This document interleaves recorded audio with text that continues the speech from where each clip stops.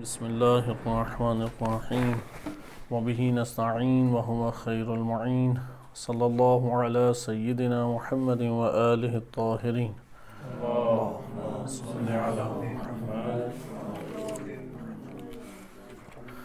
کتاب ولایت فقیہ، ولایت فقاہت اور عدالت، آیت اللہ عظمی جوادی عاملی حفظہ اللہ تعالی کی یہ کتاب ہے۔ اس میں 7 فصلیں مصنف نے ذکر کی ہیں اور ہم تیسری فصل کو مطالعہ کر رہے تھے۔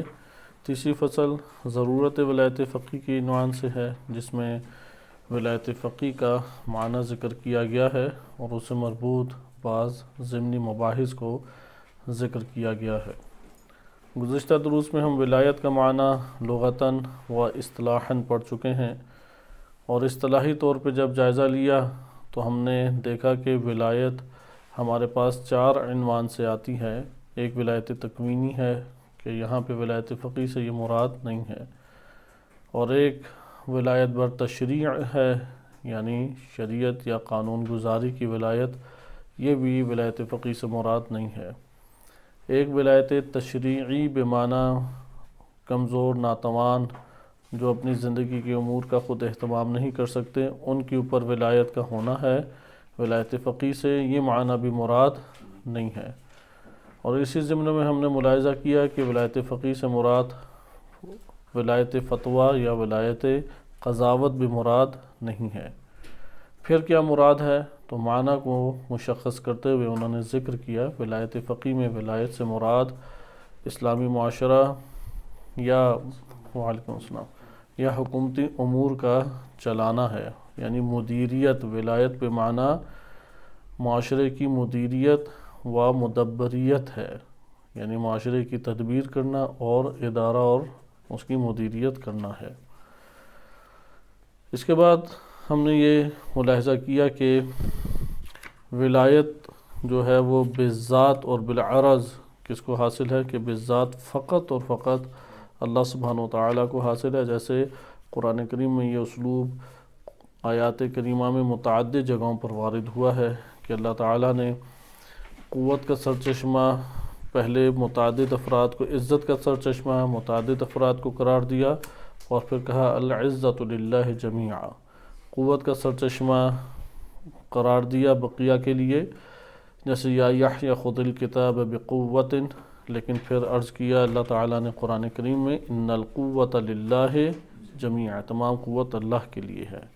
اسی طرح شفاعت کا مسئلہ ہے یا رزاقیت کا مسئلہ ہے، ان اللہ هو الرزاق ذو القوۃ المتین، یا شفاعت کا مسئلہ ہے قل للہ الشفاعۃ جمیعا۔ اسی طریقے سے ولایت کے بارے میں اللہ تعالیٰ نے متعدد اولیاء کا تذکرہ کیا کہ جو ولایت رکھتے ہیں، جیسے نبی صلی اللہ علیہ وسلم، اولی الامر، ائمہ اطہار علیہم السلام۔ پھر قرآن نے واضح طور پہ ذکر کیا کہ فاللہ هو الولی، فقط اللہ ولی ہے، یا قرآن کریم کی آیات میں ہے کہ ولی حمید، اللہ تعالیٰ ولی حمید ہے۔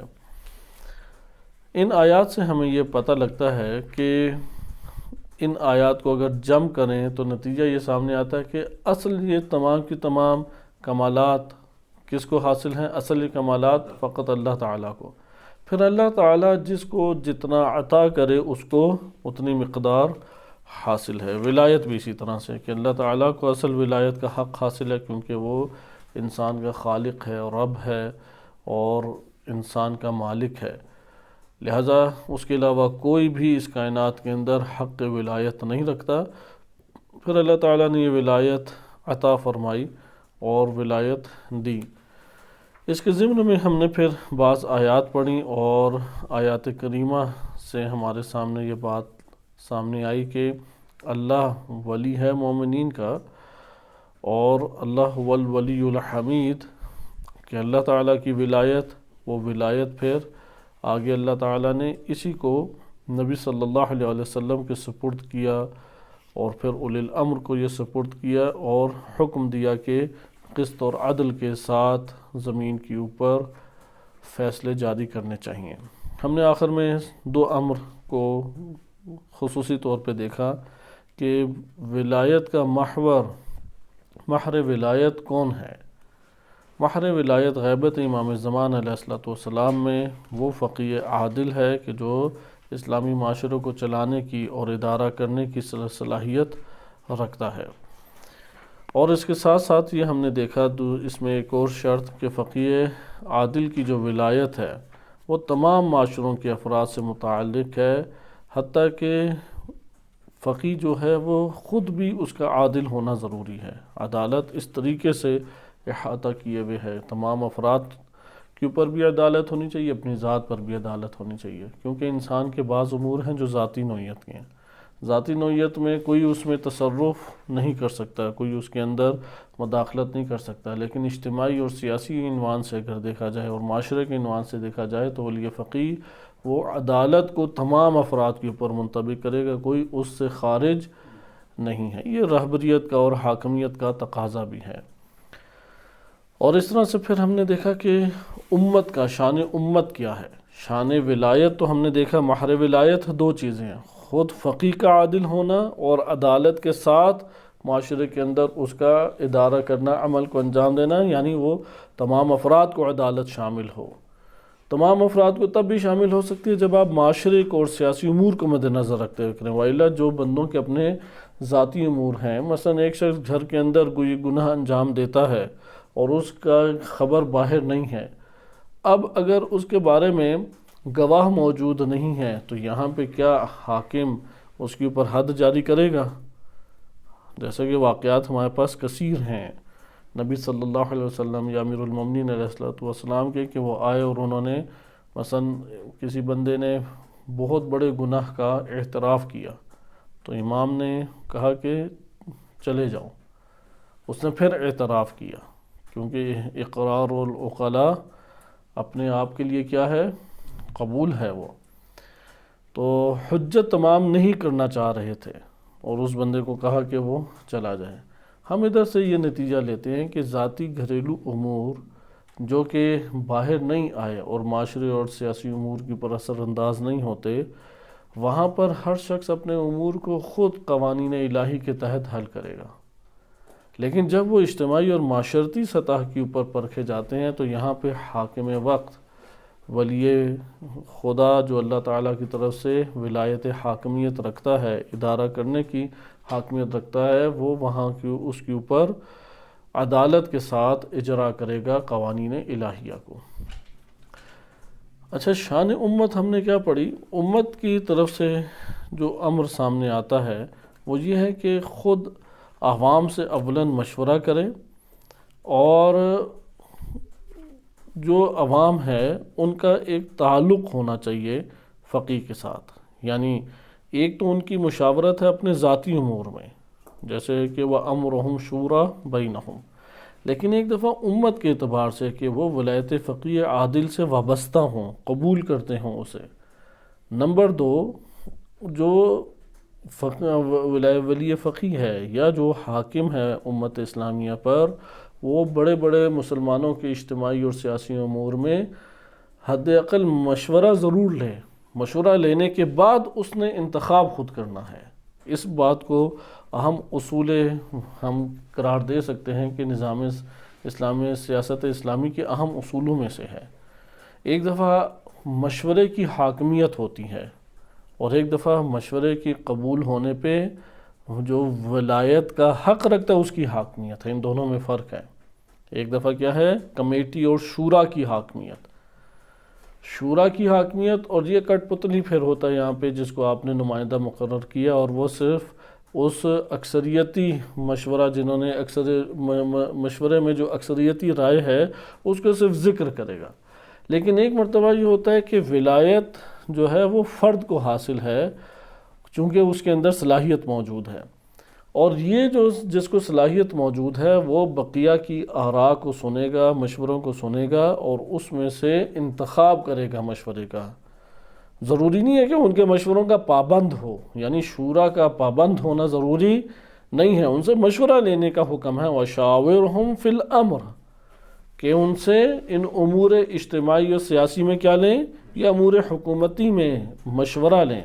پس مشورہ دو مرحلوں پہ قرآن کریم نے ذکر کیا ہے، ایک ہے ہر فرد کی اپنی ذاتی زندگی میں بھی مشورہ کو استخارہ پر فوقیت دینی چاہیے. اس لیے مشورے سے جہاں مشورہ نہیں ہے وہاں پہ مسائل زیادہ ہیں. سیرت اہل بیت علیہ السلام جو ہمیں آشکار دکھائی دیتی ہے وہ اس کے اوپر مشتمل ہے. ائمہ اہل بیت علیہ السلام کے پاس اصحاب آیا کرتے تھے اور ان سے ہدایت لے کے جاتے، رہنمائی لے کے جاتے اور مشورہ بھی طلب کرتے تھے. ایسا نہیں ہے کہ مشورے کے باب سے بھی ان کی طرف رجوع نہیں تھا. جہاں حجت خدا کے باب سے رجوع تھا وہاں پہ مشورے کے باب سے بھی رجوع کیا جاتا تھا. حتیٰ کہ حکام وہ ائمہ اطہار علیہ السلام کی طرف مشورے کے باب سے رجوع کرتے تھے. بس یہاں پہ اس کا تذکرہ نہیں ہے. وَأَمْرُهُمْ شُورَى بَيْنَهُمْ اس حوالے سے تذکرہ نہیں ہے. یہ انسان کی ذاتی زندگی سے تعلق رکھتا ہے. لیکن ایک ہے نبی صلی اللہ علیہ وسلم کو بعنوان حاکم قرآن کریم نے حکم دیا وَشَاوِرْهُمْ فِي الْأَمْرِ کہ ان سے ان امور میں مشورہ لو. امر کا یہاں پہ اطلاق پایا جاتا ہے، امر کو مشخص نہیں کیا گیا. یقیناً نبی صلی اللہ علیہ وسلم کو جب حکم ہے تو وہاں سے امر سے مراد وحی تو نہیں ہو سکتی، کیونکہ وحی مشورے سے نہیں، اس میں کسی کا مشورہ دخیل نہیں ہے. وہ تو اللہ تعالیٰ اور رسول صلی اللہ علیہ وسلم کی ذمہ داری سے وابستہ ہے. ادھر امر سے مراد مسلمانوں کے حکومتی اور اجتماعی اور سیاسی امور ہیں. ان سیاسی امور میں کیا کریں؟ مشورہ لیں ان لوگوں سے. لیکن کیا مشورے کی حاکمیت ہوگی یا مشورے میں انتخاب کی صورت میں ولی ہی اپنی ولایت کو وہاں پر ذکر کرے گا؟ اب یہاں پہ دو رائے، حتیٰ مکتب تشیع میں غیبت امام زمان علیہ السلام میں دو رائے ولایت ولی فقی یا ولایت فقی کے باب میں یہ دو رائے موجود ہیں. ایک گروہ کا کہنا یہ ہے کہ غیبت امام زمان علیہ السلام میں جو حاکم اسلامی ہے اس حاکم اسلامی کے اوپر شورا کی حاکمیت ہونی چاہیے. یعنی وہ اکثریتی رائے کو شورا کی مدد سے اکثریتی رائے اختیار حاصل کرے اور اسی کا اعلان کرے، اسی کو بیان کرے. کہا جاتا ہے، اب یہ تحقیقی ہمراہ خود اس کا مطالعہ نہیں کیا لیکن سنا ہے کہ آغا رفسنجانی اسی بات کے قائل تھے، کہ وہ اس بات کے قائل تھے کہ کیونکہ یہ والی بحث اچھی خاصی گرما گرم صورت میں موجود رہی ہے سابقہ ادوار میں. علماء اور نگہبان یہ جو شورى اسلامی ہے، ادھر نگہبان شورى اسلامی کے عنوان سے جو ادارہ ہے، یا آپ یہ کہہ لیں کہ جو جماعت موجود ہے، ان کے درمیان اس کے اوپر بہت مباحث ہوئے ہیں اور بہت سارے افراد اپنی دلیلیں رکھتے ہیں. وہ اس بات کے قائل تھے کہ یہاں پہ جب نیابت امام زمان علیہ السلام میں ایک فرد امت اسلامی کی حاکمیت اور رہبریت کو سنبھالے گا تو اس کی جو کمیٹی ہے اور جماعت ہے وہ اس میں اکثریتی رائے کو وہ اس کے مطابق چلے گا. اس کے مد مقابل دوسرا طرز تفکر یہ تھا کہ نہیں، شورا اپنے طور پہ رائے دے گی، اپنا مشورہ دے گی، لیکن اکثریتی کا مشورہ جو ہے وہ قابل اجرا قرار نہیں اس وقت تک پائے گا جب تک خود وہ فرد جس کو ولایت شرعاً و قانوناً حاصل ہے وہ اسے قبول نہ کرے. اگر وہ قبول کرتا ہے تو تب یہ جاری ہوگا، اگر وہ قبول نہیں کرتا تو ممکن ہے کہ سب کی مخالفت کرے. وَإِلَّا ولایت فقی تو پھر نہ رہا، یہ تو آپ کہیں ولایت شورائی ہو گئی. یہ ایک اساسی اختلاف جنم لیا. البتہ کیونکہ امام خمینی رحمۃ اللہ علیہ اس دوسرے تفکر کے قائل تھے کہ نہیں، ولی فقی جو ہے اس کو حق ولایت حاصل ہے غیبت امام زمان علیہ السلام میں، اس کو حق حاکمیت حاصل ہے، لہذا اس کا حکم جو ہے وہ چلے گا، نہ کہ شورا کو ولایت حاصل ہے اور اسے حق حکومت حاصل ہے. شورا کو حق حکومت حاصل نہیں. حتیٰ کہا جاتا ہے کہ ہمارے وطن عزیز میں بھی جو علماء کرام ہیں ان کے درمیان یہ بات ایک نوع اختلافی بن گئی. شہید عارف حسینی رحمۃ اللہ علیہ کے بعد کوشش تھی کہ ایک مرکزی شخصیت کو سامنے لایا جائے. اگرچہ کافی پاکستان اس حوالے سے زرخیز ملک ہے کہ جہاں پہ کئی قسم کے انواع و اقسام کے قائد پائے جاتے ہیں کہ ایک قائد کے جانے سے پھر انحطاط یا وہ جگہ خالی نہیں ہوتی کیونکہ کئی موجود ہیں. لیکن کوشش تھی کہ ایک مرکزی بن جائے، تو یہ بحث اختلاف کا سبب بن گئی کہ کہنا یہ تھا بعض کا کہ نہیں، ایک کو آپ مثلا جنرل سیکرٹری کے طور پہ مقرر کریں اور اس کے لیے ایک مجلس شورا بنائی جائے، اور اس میں جو اکثریتی فیصلہ ہوگا وہ یہ مدیر یا جنرل سیکرٹری یا جو بھی آپ عنوان دے دیں وہ اس کو صرف بیان کرے گا اور وہی جاری ہوگا۔ وہ جاری نہیں ہے، یعنی ایک فرد کا حکم جاری نہیں ہوگا، بلکہ جو مجلس کی اکثریت ہے وہ اکثریت جو ہے جس رائے کے اوپر متفق ہوگی وہ جاری ہوگی۔ اس لیے مجلس شورا کے عنوان سے پھر بنائی گئی، اور تنظیمی سٹرکچر یہی ہے۔ پاکستان میں جو تنظیمی طور پہ چل رہے ہیں ان کا سٹرکچر اسی طرز پہ کام کرتا ہے۔ ان کا کہنا یہ دلیل تھی کہ اس وقت ہمارے پاس مثلا شہید حسینی رحمۃ اللہ علیہ جیسی جامع شخصیت موجود نہیں ہے، لہٰذا ہم اس عمل کو انجام نہیں دے سکتے کہ ایک فرد کے ہاتھ میں ان امور کو قرار دے دیں اور اس کے طرف سے پھر سارے کے سارے احکام چلنے چاہیے اور اس کی مرضی کے مطابق امور چلیں۔ جبکہ دوسرا ہمارے پاس رائے اس میدان میں یہ تھی کہ مشورے کی حد تک تو ٹھیک ہے، کمیٹی ہونی چاہیے، جماعت ہونی چاہیے، لیکن یہ بات درست نہیں ہے کہ وہ جو مشورہ دیں اور اکثریتی افراد جس مشورے کے قائل ہوں یا جس مشورے کے حامی ہوں وہی مسلط کیا جائے گا، وہی اجرا کیا جائے گا۔ نہیں، یہ جس فرد کو آپ نے بعنوان راہبر قرار دیا ہے اور اسے راہبریت کا حق بھی دیتے ہیں، تو یہ راہبریت کا حق دینا اس بات کا تقاضا کرتا ہے کہ وہ راہبریت کرے، وہ ادارہ کرے، وہ مدیریت کرے۔ ہاں، وہ مشوروں کو مد نظر رکھے گا، لیکن یہ اس کی ثوابدید کے اوپر ہے، اور آیت کریمہ سے بھی یہ ثابت ہوتا ہے فَإِذَا عَزَمْتَ فَتَوَكَّلْ عَلَى اللَّهِ، جب آپ عزم کر لیں۔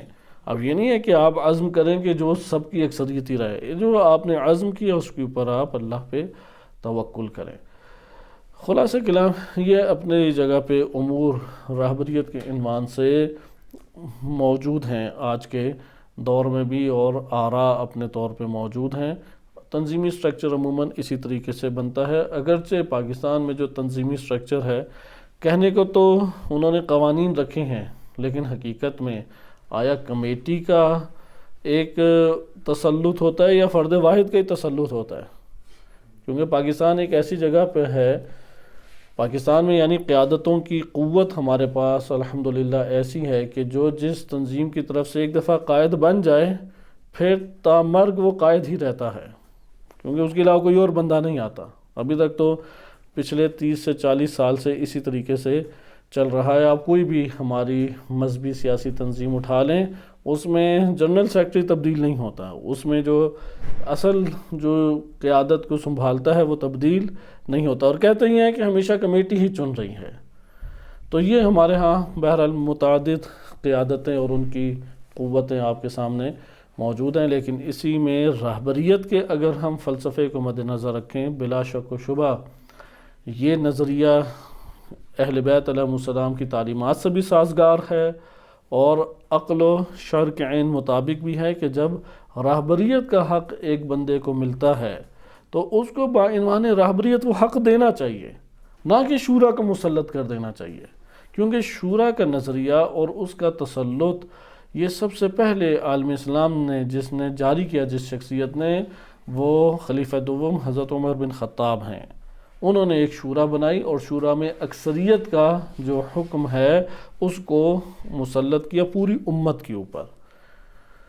لہذا اگر شورا کا اہل بیت علیہ السلام کی جانب سے ایسا ہمارے پاس جواز یا صورت نظر نہیں آتی، اس لیے راہبریت کے اگر ہم فلسفے کو مد نظر رکھیں، جیسا کہ ہم پڑھ رہے ہیں کہ قرآن اور روایات اہل بیت علیہ السلام کے مطابق کسی شخص کو آپ بعنوان راہبریت سامنے لاتے ہیں تو اسے حق راہبریت دینا چاہیے، وہ حق ولایت بمعنی ادارہ کرنے کا حق اسے دینا چاہیے۔ ادارہ کرنے کا حق یہ نہیں ہے کہ بندے کو کٹ پتی قرار دیں اور اکثریت کی رائے کو آپ مسلط اس کے اوپر کریں اور اسی کے اجراء کا اس سے تقاضا کریں، یا یہ صورت وقت کے ساتھ ساتھ اختیار ہو جائے، جیسے تنظیمی سٹرکچروں میں یہ بالعموم ایسا ہو جاتا ہے کہ ایک فرد کو آپ نے بعنوان اجرائی امور قرار دیا۔ اجرائی امور وہی راہبریت ہے، آپ نام نہ لیں راہبریت۔ جب آپ اجرائی امور قرار دیتے ہیں، ادارہ قرار دیتے ہیں اور پورے ایک معاشرے کے اوپر ادارہ کرنے کے حوالے سے ایک شخصیت کو سامنے لاتے ہیں، وہ راہبری نام کہلاتا ہے۔ تو جب آپ اسے رہبریت کے عنوان سے لاتے ہیں اور یہ تنظیمی سٹرکچر میں اکثریتی رائے کو آپ مسلط کرنا اس نظریے کے قائل ہوں، تو وہاں پہ عموماً تنظیمیں اغوا ہوتی ہیں، کوئی اس قانون کی خاص پابندی نہیں رہتی، اور فرد جو ہے وہ اسی طرح سے قائم دائم رہ جاتا ہے۔ یہ شیعہ سنی دونوں میں ہی تقریباً موجود ہے تقریباً، مگر یہ کہ ایک مدت ہو، اس مدت کے بعد ہٹائیں، لیکن پاکستان میں اکثر جگہوں پہ مدت ختم ہوتی ہے، دوبارہ اسی کو سلیکٹ کر لیا جاتا ہے۔ اگر کہا جائے کہ تیسری دفعہ نہیں سلیکٹ ہو سکتا تو کہتے ہیں نہیں، یہ استثنائی مورد ہے، یہ شخصیت اتنی بزرگ اور عظیم ہے کہ اس کے لیے استثنائی مورد ہے، اس کے ہم دوبارہ سلیکشن کریں گے۔ وہ پھر سلیکشن کبھی ختم ہی نہیں ہوتی اور وہ اسی طریقے سے قائم دائم رہ جاتا ہے۔ یہ ہمارے پاس بہرحال امت میں جو ایک امت کا وظیفہ تھا اس کے عنوان سے بحث تھی، کہ جس میں آپ نے دیکھا کہ مشاورے کی حد تک بلا شک و شبہ امت ایک کردار رکھتی ہے اور اس کا کردار اہمیت کا حامل ہے، اس لیے افراد اور عوام ان کے باہمی ایک اتفاق سے امور کی طرف ہم آگے بڑھیں گے، لیکن اس اتفاق کا ہرگز مطلب نہیں ہے کہ عوام کا تسلط، عوام کا فشار اور دباؤ قبول کرتے ہوئے اسی کے مطابق عمل کو انجام دینا، بلکہ رہبریت کے تقاضوں کے تحت اسے چلانا۔ ہماری اگلی بحث اس میں آتی ہے کہ فقیہ کون ہے۔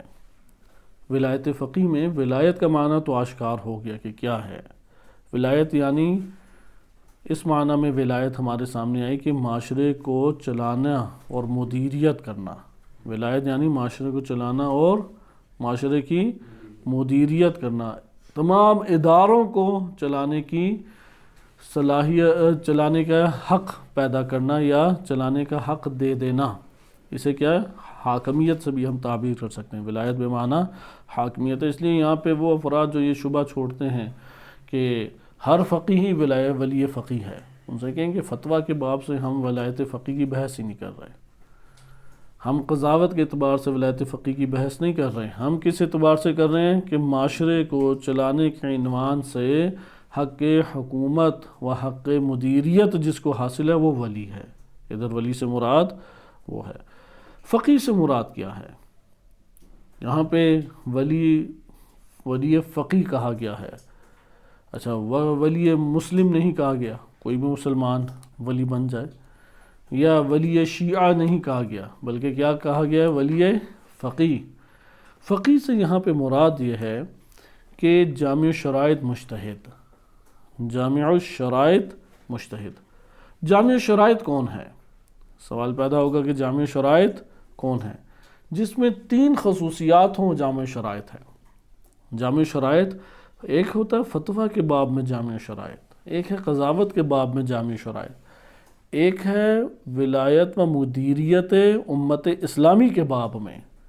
ولایت و مدیریت امت اسلامی، اس باب کو عموماً افراد جو ہیں وہ کوئی خاص توجہ نہیں دیتے، کیونکہ امام خمینی رحمۃ اللہ علیہ پہلی شخصیت ہے جنہوں نے سیاسی عنوان سے اس کو قابل عمل اور قابل اجرا قرار دیا، اس لیے بہت سارے ممکن ہے فقہا کی اس طرف توجہ نہیں گئی اور جا بھی نہیں سکتی کہ ابھی ہم اسی بحث کے اختتام پہ امام خمینی رحمۃ اللہ علیہ کے تفکر میں اور دیگر فقہا کے دیگر فقہا کے تفکر میں فرق کو ملاحظہ کریں گے۔ اس لیے مکتب امام خمینی رحمۃ اللہ علیہ بقیہ فقہا کی نسبت سب سے قریب تر یا عین تعلیمات اہل بیت علیہ السلام ہے۔ یہاں پہ فقیہ سے مراد کون ہے؟ جامع شرائط مجتہد۔ جامع شرائط مجتہد سے کیا مراد ہے؟ 3 شرائط جس میں ہیں وہ کون ہے؟ جامع الشرائط ہے۔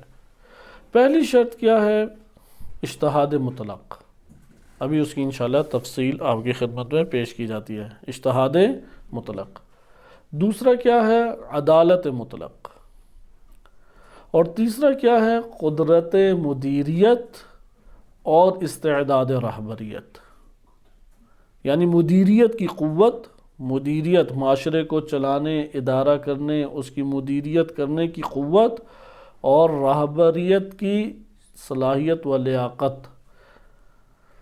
آئیں اب ہم اس میں پہلے امر کو پڑھتے ہیں۔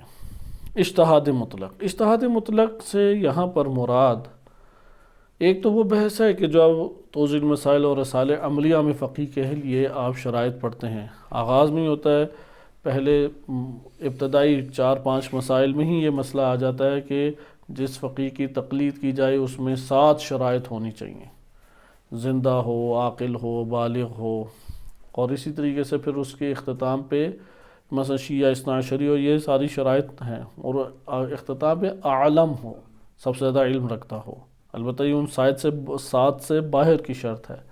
یہ ساری شرائط معتبر ہیں اس جگہ پہ۔ جب اجتہاد مطلق کہتے ہیں تو یہاں پہ یہ تو معتبر ہے، لیکن ابھی بھی اجتہاد مطلق نہیں ہوا۔ آیت اللہ جوادی عاملی حفظہ اللہ تعالی اس بات کے قائل ہیں کہ اسلام ایک ایسا مکتب ہے کہ جس میں اس کی دیانت عین سیاست ہے اور سیاست عین دیانت ہے، امین ہونا چاہیے۔ اچھا، اس سے مراد کیا ہے؟ اس سے مراد یہ ہے کہ وہ اسلام کی تعلیمات کو صحیح طریقے سے سمجھا ہو، یعنی مجتہد مطلق وہ ہے یا اجتہاد مطلق وہ ہے کہ جو کامل اسلام شناس ہو، کامل اسلام شناس، فقط اور فقط اسلام شناس فقہ نہ ہو، خالی فقہ پڑھا ہوا ہو تو یہ مجتہد مطلق نہیں، مجتہد متجزی ہے۔ اس لیے وہ ذکر کرتے ہیں کہ حقیقی اسلام شناس وہ ہے جو تمام اصول اور فروع عبادات میں، عقود، احکام، ایقاعات، ان سب کا بھی علم رکھتا ہو، کیونکہ اجتہاد مطلق میں ملکہ اور علم سے تعبیر ہے۔ صحیح ہے، ملکہ اجتہاد اور علم سے تعبیر ہے، دعوے سے نہیں ہے۔ مثلا ممکن ہے ایک بندہ ایک طویل عرصہ حجت الاسلام کہلاتا ہو، اس نے کبھی دعویٰ کیا ہی نہیں۔ ابھی بھی ایران میں ایسے کثیر افراد ہیں کہ جو حجت الاسلام اپنے آپ کو کہلاتے ہیں لیکن حقیقت میں مجتہد ہیں، ان کے اساتذہ ان کو کہتے ہیں کہ یہ مجتہد ہیں، لیکن وہ تواضع کی وجہ سے اپنے آپ کو حجت الاسلام والمسلمین ہی کہلاتے ہیں۔ اور ہمارے ہاں اس وقت دشمن کے پروپیگنڈے کا شکار ہمیں بعض اوقات قم اور نجف کی علماء اور طلاب نظر آتے ہیں کہ وہ اس شبے کو چھوڑتے ہیں تو پہلے حجت الاسلام والمسلمین تھے، یہ فوراً کس طرح سے بن گئے مجتہد؟ نہیں، مجتہد کے لیے ملکہ ہونا ضروری ہے، اور ملکہ ہر انسان کے نفس کے اندر ایک عملی صلاحیت کا نام ہے، وہ ضروری نہیں ہے کہ دوسرے کے لیے فوراً عیاں ہو۔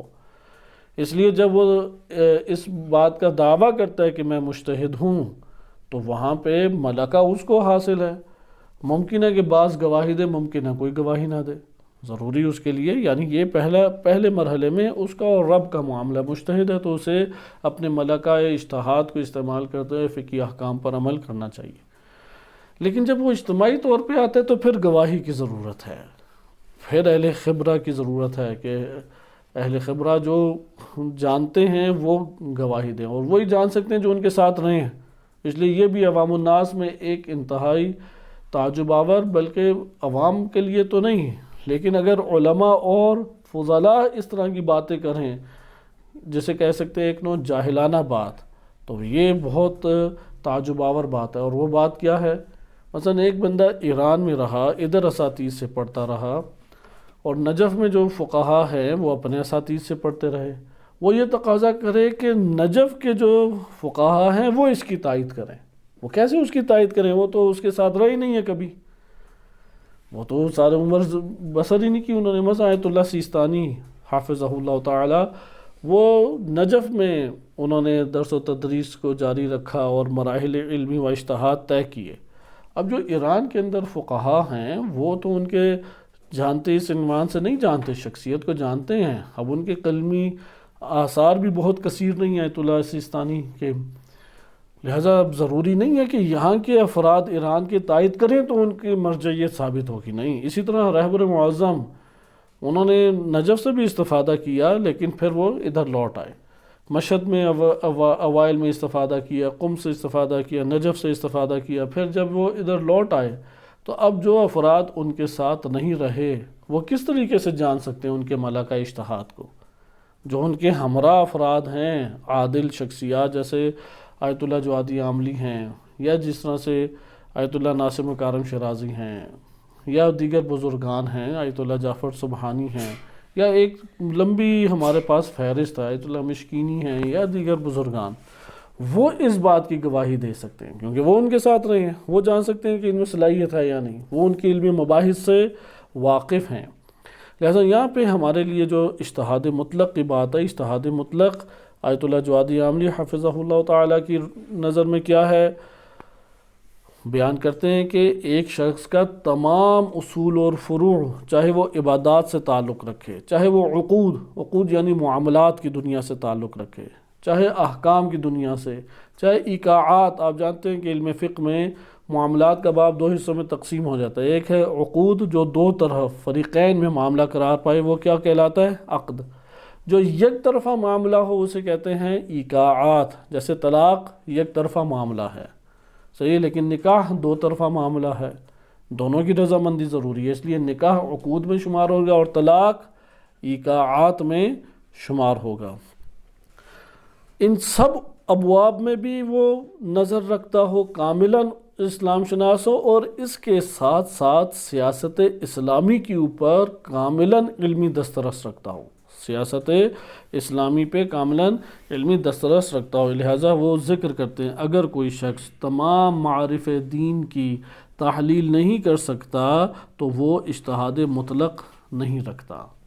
اگر تمام معارف دین، تمام دینی معارف کی تحلیل اگر کوئی شخص نہیں کر سکتا تو وہ مجتہد مطلق نہیں، مجتہد متجزی ہے۔ متجزی ہوتا ہے جو بعض ابواب یا بعض دین کے حصے میں اجتہادی نظر کا مالک ہے۔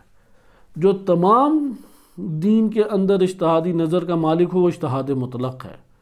جو فقط مثلا علم فقہ میں فقط علم فقہ میں اجتہادی نظر رکھتا ہے، لیکن علم کلام میں اجتہادی نظر نہیں ہے، علم سیاست میں تو بالکل ہی نہیں اس کی نظر، تو یہ مجتہد متجزی کہلائے گا۔ مثلا اگر آپ قم یا نجف کی کوئی شخصیت لے لیں، وہ فقہ اور اصول کا درس خارج ایک عرصہ دراز سے دے رہی ہے وہ شخصیت، اور وہ شخصیت اس کے ساتھ ساتھ علم کلام کی بعض مباحث پہ مہارت رکھتی ہے، تمام مباحث کے اوپر نہیں۔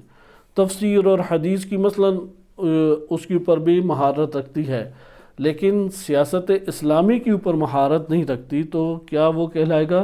سیاست اسلامی پہ اگر مہارت نہ رکھے تو وہ شخص کسی بھی صورت میں مجتہد مطلق نہیں کہلائے گا، بلکہ کیا کہلائے گا؟ مجتہد متجزی۔ اس عنوان سے ہمارے پاس کئی ایسے افراد آ جاتے ہیں کہ جو واقعاً ایک دفتر کو چلانے کی صلاحیت نہیں رکھتے، کجا معاشرے کو چلانے میں ہیں فقیہ، درس خارج ہم قبول کرتے ہیں، درس خارج فقہ اور اصول میں ان سے بہتر ممکن ہے کوئی نہ دے پائے، ایک مدرسے کو چلانے کی صلاحیت نہیں رکھتے، مینج کرنے کی صلاحیت نہیں رکھتے، یہ فقیہ متجزی کہلائے گا، یہ ولی فقیہ نہیں ہو سکتا، یہ ولی فقیہ نہیں ہے۔ پھر اس کے بعد یہ اجتہاد مطلق میں اس نقطے کو ذکر کرتے ہیں کہ غیبت امام زمان علیہ السلام میں نظام اسلامی پر وہ فقیہ حاکم شمار ہو سکتا ہے، غیبت امام زمان علیہ السلام پہ نظام اسلامی پر جو اجرا کی قوت رکھتا ہو، اولاً سمجھتا ہے معاشرے کو، دین کو سمجھتا ہے، اجرا کر سکتا ہے، محافظت کی قوت رکھتا ہو دین کی اور معاشرے کی حفاظت کے اعتبار سے، وہ مبین قرآن ہو، قرآن کریم کو بیان کرنے کی صلاحیت رکھتا ہے، اور تمام ان کے جوانب کے اوپر صلاحیت رکھتا ہے۔ اور اس کے ساتھ ساتھ ضروری ہے کہ قرآن کریم کے معارف، احکام کی شناخت، احکام شریعہ کی تمام احکام شریعہ کی شناخت، قرآن کریم کے معارف، بالخصوص احادیث اہل بیت علیہم السلام میں انسان اور اسلامی معاشرے کے بارے میں جو روایات وارد ہوئی ہیں، یعنی اسلام کی شناخت کے لیے جو روایات وارد ہوئی ہیں، نمبر 2 قرآن کریم کے معارف کے بارے میں جو روایات وارد ہوئی ہیں، ان دو کے علاوہ اس کو یہ معلوم ہو، یہ وہ دسترس رکھتا ہو، علمی دسترس رکھتا ہو کہ انسان اور اسلامی معاشرے سے متعلق جتنی احادیث ہیں انہیں عمیق تحقیق کے ساتھ اس نے مطالعہ کیا اور اسے جانتا ہو۔ یہ دوبارہ میں تکرار کر دوں کیونکہ یہ نقطہ اس ٹائم اس قدر یہ حساس ہے کہ وہ افراد جو ولایت فقیہ یا رہبریت کے حامی ہیں یا رہبر معظم کے مقلد ہیں اور رہبر معظم کو اپنا رہبر مانتے ہیں، ان میں بھی اکثریت افراد ایسی ہے کہ ولایت فقیہ کے عنوان سے ان کے پاس کوئی مطالعات نہیں ہیں، اسلامی معاشرے کے عنوان سے الف بے کے بے بھی نہیں جانتے، جبکہ شیخ مطہر رحمۃ اللہ علیہ، دیگر بزرگان، آیت اللہ مصباح یزدی رحمۃ اللہ علیہ یا دیگر جو بزرگ شخصیات ہیں، انہوں نے باقاعدہ جامع در قرآن میں اسلامی معاشرہ کا بیان اس عنوان سے کتابیں لکھی ہیں، صحیح، معاشرے کے بارے میں، تاریخ کے بارے میں، لیکن کورس پڑھتے ہیں، لیکن یہ والی کتابیں اکثریت نہیں پڑھتی، قلیل ایسا طبقہ ہے کہ جو یہ مطالعہ کرتا ہے۔ اور اگر ایک فقیہ نامدار ہو، کیونکہ جو درس خارج کے ادھر اکثر ایرانی جو طلاب بھی ہیں ماشاءاللہ بڑی زحمت اور مشقت اٹھاتے ہیں، ایرانی ہیں، عرب ہیں، ان میں بھی اکثریت جو انقلاب کے حامی ہیں، یعنی جو ہم نے ابھی تک دیکھا ہے اپنے دائرے میں رہتے ہوئے، یہ بات ہے، جن سے ملے ہیں، ملاقات کی ہے، اور وہ شب و روز فقہ و اصول میں واقعی مہارت رکھتے ہیں، 30-35 سال کی عمر میں بلا شک و شبہ مجتہد ہیں، کیونکہ اساتذہ حوزہ انہیں مجتہد کے عنوان سے انہوں نے ڈکلیئر کیا ہے، لیکن وہی افراد اسلامی معاشرے کے حوالے سے الف بے بھی نہیں جانتے، ایک کتاب بھی نہیں پڑھی، اس حوالے سے ان سے گفتگو ہو تو اصلاً کوئی ان کے پاس معلومات ہی نہیں ہیں، کیونکہ وہ اچھی خاصی تفصیلی مباحث ہیں۔ جامع در قرآن، آپ شیخ مطہر رحمۃ اللہ علیہ کی کتاب اٹھائیں، فلسفہ تاریخ کے عنوان سے 5 جلدی ان کی کتاب ہے۔ اسی طریقے سے آیت اللہ جوادی عاملی نے اس موضوع کے اوپر لکھا، علامہ طباطبائی رحمۃ اللہ علیہ نے لکھا، وہ اس موضوع کے اوپر کوئی خاص دسترس نہیں رکھتے، لہٰذا یہ تفکر درست نہیں ہے کہ جو بھی مجتہد ہے اس نے یہ مباحث پڑھے ہیں۔ اہل بیت علیہم السلام کی احادیث انسان کے بارے میں اور انسانی معاشرے کے بارے میں وارد ہوئی ہیں تو وہ اس کا بھی فقیہ ہے، ایسا قطعاً نہیں ہے، اس لیے یہ ان افراد کا ہمیں تعین کرنا پڑے گا جو ان مباحث کو جنہوں نے پڑھا ہے، اس لیے انہوں نے یہ شرط ذکر کی کہ بار بار یہ شرط ذکر کر رہے ہیں، سیاست اسلامی کو اگر نہیں پڑھا مجتہد مطلق نہیں ہے، اجتہاد مطلق نہیں ہے، اگر اس نے انسان اور اسلامی معاشرے کو قرآن اور روایات اہل بیت علیہم السلام کے مطابق نہیں پڑھا یا اس کے بارے میں عمیق تفکر اور مطالعہ نہیں رکھتا، وہ مجتہد مطلق نہیں ہے، اس لیے پھر یہ بات ذکر کرتے ہیں۔ اگر کوئی شخص بعض اسلامی مسائل کو حل کرتا ہے اور بعض اسلامی مسائل اس کے لیے تحقیقی مطالعات کے ساتھ قابل حل نہیں ہیں، تحقیقی مطالعات کے ساتھ قابل حل نہیں ہیں، تو وہ ولی مسلمین نہیں ہے، نہ وہ مرجع فتویٰ ہے، نہ مصدر ولایت، حتیٰ کہ آیت اللہ جوادی عاملی اس بات کے قائل ہیں کہ جو اسلامی سیاست سے واقف نہیں ہے، انسان اور اسلامی معاشرے کے بارے میں قرآن اور روایات اہل بیت علیہ السلام کے تناظر میں ایک عمیق مطالعات اور تفکر کا حامل نہیں ہے، وہ فتویٰ بھی نہیں دے سکتا، یعنی مرجع تقلید نہیں بن سکتا، وہ نہ ولی فقیہ بن سکتا ہے، نہ مرجع تقلید بن سکتا ہے، اس لیے نہ وہ فتویٰ دے سکتا ہے اور نہ اجرا کر سکتا ہے۔ لہٰذا فقیہ کون ہوگا، اس طرف توجہ رکھیں کہ فقیہ کون ہوگا۔ فقیہ وہ شخص ہوگا کہ جو علم فقہ کے اسی وسیع مطالعات کی روشنی میں یہ صلاحیت رکھتا ہو کہ مسلمانوں کے جو جدید مسائل ہیں ان کا حل پیش کر سکے، کیونکہ یہ جو مسائل مستحدثہ ہیں، مسائل مستحدثہ جیسے بینکنگ کا مسئلہ ہے، حدود ممالک کا مسئلہ ہے کہ پہلے ویزا وغیرہ نہیں ہوتا تھا، اسی طریقے سے اقامے کا مسئلہ ہے، پاسپورٹ کا مسئلہ ہے، ویزے کا مسئلہ ہے، اور بہت سارے مسائل ہیں، ٹی وی پہلے دور میں نہیں تھا، چینلز ہیں، نیٹ ہے، پھر حقوق شخصی اب نیٹ کی دنیا میں موجود ہیں، زمینی طور پہ موجود ہیں، بہت سارے مسائل آ گئے ہیں۔ یہ جو جدید مسلمانوں کے مسائل آ رہے ہیں، ان مسائل کے اوپر کیا حل ہے، دین اسلام کیا حل پیش کرتا ہے؟ اگر اجتہاد مطلق ہے تو وہ اسلام کی ہماگیر اور جامع جو نظر رکھتا ہے اس دین اسلام کے اوپر اور عمیق مطالعات رکھتا ہے، اس کی بنیاد پہ مسلمانوں کو حل پیش کر دے گا، اور یہی ولی فقیہ سے اور مجتہد مطلق سے ہماری مراد بھی ہے۔ لہٰذا وہ ذکر کرتے ہیں کہ مجتہد مطلق وہ ہے کہ جو ان شرائط کو رکھتا ہو کہ جس کا عمل فقہ کے اس طرح سے عین مطابق ہو کہ خود بھی اس کے لیے مسائل حل ہیں، نئے مسائل، اور وہ عالم اسلام و امت اسلامیہ کو ان مسائل کا حل دے بھی سکتا ہے۔ اس کے بعد دوسرا ہمارے پاس ٹاپک آتا ہے، کیونکہ اگر کوئی مسائل نہ دے سکے وہ مجھے بتائیں کیسے امت کو چلائے گا۔ اگر ایک بندہ نئے مسائل میں نہیں اسلامی تفکر کا حامل یا اسلام کی نظر میں اس نئے مسئلے کا کیا حل موجود ہے اس سے واقف نہیں ہے، تو وہ امت اسلامیہ کو دین اسلام و قوانین اسلامی کے مطابق چلا سکتا ہے؟ پہلے علم ہوگا تو چلائے گا۔ اس لیے انہوں نے یہ شرط بنیادی طور پہ ذکر کی ہے کہ سیاست اسلامی سے واقف ہو، تب اجتہاد مطلق ہے۔ نمبر 2، انسان اور اسلامی معاشرے کے بارے میں قرآن اور احادیث اہل بیت علیہ السلام کی حدیث پر ایک عمیق مطالعہ رکھتا ہو، سرسری مطالعہ نہیں کہ ہاں پڑھی یا نظر سے گزری ہے، ہاں اس طرح سے ہے۔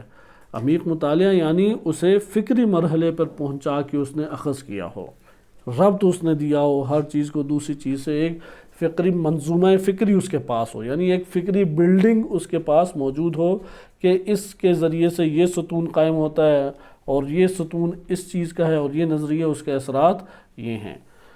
دوسرا ہمارے پاس آ جاتا ہے کہ عدل مطلق، عدالت مطلق۔ عدالت مطلق سے یہاں پہ کیا مراد ہے؟ عدالت مطلق، کیونکہ علم کے عنوان سے تو بات آ گئی، عدالت بلا شک و شبہ انسان کے وجود کے اندر ایک ملکہ اور اس کے ظاہری عمل سے تعلق رکھتا ہے، یعنی ملکہ اور آثار ملکہ سے تعلق رکھتا ہے۔ بعض نے عدالت کی تعریف یہ کی ہے کہ گناہان کبیرہ و صغیرہ سے انسان کا محفوظ ہونا۔ بعض نے کیا تعبیر کیا کہ گناہان صغیرہ اور کبیرہ سے محفوظ ہونا عدالت ہے، جبکہ بعض نے عدالت سے مراد یہ لیا ہے کہ انسان کے وجود میں ایسی صلاحیت، عملی طور پہ ایسی صلاحیت کا ہونا جس کی بنیاد پہ وہ گناہان کبیرہ و صغیرہ کی انجام دہی سے رک جائے۔ بہرحال ہم ابھی اس عدالت کی بحث میں نہیں جاتے۔ عدالت مطلق چند امور کا اسے حاصل ہونا ہے، اس کے اوپر توجہ ضروری ہے۔ یعنی یہ تو ہے گناہان کبیرہ و صغیرہ سے بچے، یہ تو حد اقل ہے ہی ہے۔ آیا وہ ملکہ کی حد تک ہو؟ تو یہ جو حساس منصب ہے، امت اسلامیہ کی سربراہی، امت اسلامیہ کی مدیریت، اس کی مدبریت، تدبیر کرنا، اس کو چلانا، یہ تقاضا کرتا ہے کہ وہ عدالت کی اعلیٰ اوج کے اوپر ہو، عدالت کی اعلیٰ اوج پر ہو، کیونکہ عدالت ہے کہ جو اسے مانے بن جائے گی کہ وہ ہوائے نفس کا پجاری نہ ہو، عدالت مانے بن جائے گی کہ وہ مسلمانوں کے مال میں خیانت نہ کرے۔ الحمدللہ مکتب تشیع کو یہ امتیاز عالم اسلام میں حاصل ہے۔ امام خمینی رحمۃ اللہ علیہ جب اس دنیا سے رخصت ہوئے تو کچھ بھی اس مملکت سے نہیں لے کے گئے، نہ کوئی زمین، نہ گھر، نہ کوئی بینک بیلنس۔ اس لیے ان کی وصیت بھی یہ تھی کہ اگر کوئی دعویٰ کرے تو یہ چند چیزوں کے علاوہ جو چیز کا بھی دعویٰ میرے لیے کرے وہ میری نہیں ہے۔ انہوں نے وہ چیزیں اپنی ملکیت، 3-4 چیزیں جو تھیں اس کی طرف اشارہ کر دیا، مثلا ایک گھر ہے اور یہ ذاتی چیزیں ہیں، اتنی مثلا زمین ہے، بینک بیلنس میرا کوئی موجود نہیں ہے، کوئی بینک میں پیسہ نہیں پڑا ہوا، کوئی کسی اور جگہ زمین نہیں پڑی ہوئی، اور کسی جگہ پہ میرے کوئی اساسی چیزیں، اثاثے موجود نہیں ہیں۔ اسی طرح رہبر معظم کہ خدا ان کی حفاظت فرمائے کہ ان کی زندگی انتہائی سادہ ہے۔ وہ جب صدر نہیں تھے اور جس گھر میں موجود تھے وہ گھر ابھی تک اسی طرح موجود ہے، یعنی مضبوط سیمنٹ کا بنا ہوا گھر نہیں ہے، پرانی ساخت کا قدیمی گھر ہے، اسی گھر میں وہ زندگی بسر کرتے ہیں۔ انہوں نے ایک چیز بھی ادھر، ایک ذرہ برابر چیز کا بھی اضافہ نہیں کیا، جبکہ جدید دنیا کے تقاضوں کے تحت اور بلڈنگ کے نئے انداز جو آ چکے ہیں وہ کئی قسم کا تقاضا خود پیدا کر سکتے تھے۔ الگ سے کوئی خوراک اپنی نہیں بنواتے، وہی خوراک کھاتے ہیں کہ جو سب کے لیے آتی ہے۔ حتیٰ کہ کئی تصویریں اور کئی ایسی میٹنگز اور جلسات ہیں کہ جس میں رہبر معظم موجود ہیں اور ہمیشہ ان افراد کے ساتھ بیٹھ کے کھانا کھاتے ہیں، مگر جب ان کے یہ کمر ڈسک کا مسئلہ ہو گیا تو تب وہ کرسی کے اوپر، کیونکہ اب نہیں بغیر ٹیک لگائے بیٹھ سکتے، بڑھاپا بھی ہے اور ٹیک لگائے ہوئے نہیں بیٹھ سکتے، اس لیے اب جلسات میں انہیں کھانا پڑے تو وہ میز کرسی پہ بیٹھ کے کھاتے ہیں۔ وَإِلَّا کبھی بھی صدر اور ولایت فقیہ کے منصب پہ فائز ہونے کے بعد بھی کبھی بھی انہوں نے کرسی پہ بیٹھ کے کھانا نہیں کھایا، عام وہی دسترخوان پہ جو سب کے لیے آئے گا وہی اس کو تناول کرتے ہیں۔ لہٰذا یہ جو سادگی ہے اور ادھر عدالت کا جو اظہار ہے، مثلا آپ نے امام خمینی رحمۃ اللہ علیہ، رہبر معظم حفظہ اللہ تعالی، حتیٰ سید حسن نصر اللہ حفظہ اللہ تعالی، ان بزرگان کا ایک بھی گاڑیوں کا پروٹوکول نہیں دیکھا ہوگا، کوئی تصویر نہیں ہے، کوئی بہت زیادہ گارڈز کی کلاشنکوف برداروں کی تصویر موجود نہیں ہے، لہذا اپنی ذات کے لیے یہ خرچ نہیں کرتے۔ یہاں پہ عدالت مطلق کا ہونا بہت ضروری ہے۔ ہمارے ہاں ایک حوزہ علمیہ میں رواج تھا کہ جب گرمیاں ہوتی تھیں تو فقہاء کرام سرد علاقوں میں چلے جاتے تھے، وہاں پہ پھر مطالعات کرتے تھے۔ نجف میں بھی اسی طرح تعطیلات ہو جاتی تھی۔ کئی ایسے آج بھی فقہاء ہیں، یعنی وہ مالی طور پہ اتنی قوت اور استطاعت رکھتے ہیں کہ اپنے لیے اہتمام کر سکیں۔ اس سے مراد یہ نہیں ہے کہ ایسا نہیں ہونا چاہیے یا نہیں کرنا چاہیے، منصب کے اعتبار سے روش کے اختلاف آپ کی خدمت میں عرض کرنا مقصود ہے۔